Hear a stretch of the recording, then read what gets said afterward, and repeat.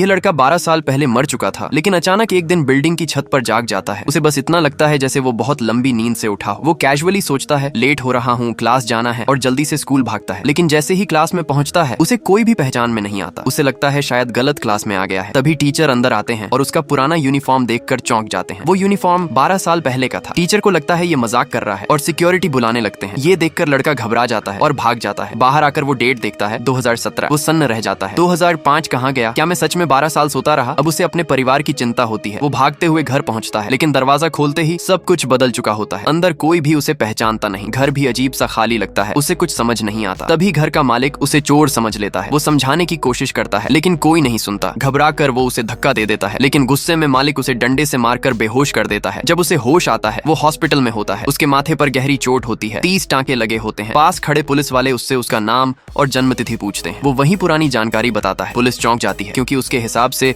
उसकी उम्र अब 30 साल होनी चाहिए। उन्हें लगता है वो झूठ बोल रहा है और उसे थाने ले जाया जाता है। लेकिन जब रिकॉर्ड चेक होते हैं सब कुछ सही निकलता है, सिवाय एक बात के। रिकॉर्ड में वो मर चुका दिख रहा होता है। अब पुलिस भी हैरान और वो खुद भी डर चुका होता है। वो वॉशरूम में जाकर चेहरा धोता है और देखता है माथे की चोट पूरी तरह ठीक हो चुकी है। टांकों का कोई निशान तक नहीं। अब उसकी उलझन और बढ़ जाती है। तभी एक पुलिस वाला अंदर आता है और उसे देखकर खुद चौंक जाता है, क्योंकि वो उसका बचपन का दोस्त होता है जो 12 साल पहले मर चुका था। दोनों एक दूसरे को पहचान लेते हैं और पास के कैफे में बैठकर बात करते हैं। वो अपने पुराने दोस्तों और अपनी गर्लफ्रेंड के बारे में पूछता है, तो जवाब मिलता है 12 साल में सब कुछ बदल चुका है। फिर उससे पूछा जाता है, तुझे याद है जिस दिन तू गायब हुआ था? धीरे धीरे उसकी यादें वापस आने लगती हैं। उसे याद आता है वो अपने छोटे भाई बहनों का ख्याल रखता था। उस दिन स्कूल में एक लड़ाई हो गई थी। एक बदमाश ने उसके छोटे भाई को मारा था। वो गुस्से में आ गया और उससे लड़ पड़ा। दोस्तों ने उसे रोक लिया, समझाया कि अगर फिर लड़ाई की तो स्कूल से निकाल दिया जाएगा। लेकिन वो अपने भाई के साथ हुई उस घटना को भूल नहीं पा रहा था। उसी दिन उसके दोस्त उसके लिए सरप्राइज बर्थडे पार्टी प्लान कर रहे थे। लेकिन तभी उसे एक कॉल आया और जब वो वापस पार्टी की तरफ जा रहा था उसने देखा वही बदमाश खून से लथपथ पड़ा था। आखिर उस दिन क्या हुआ था और वो 12 साल बाद कैसे जिंदा लौटा? जानने के लिए फॉलो करो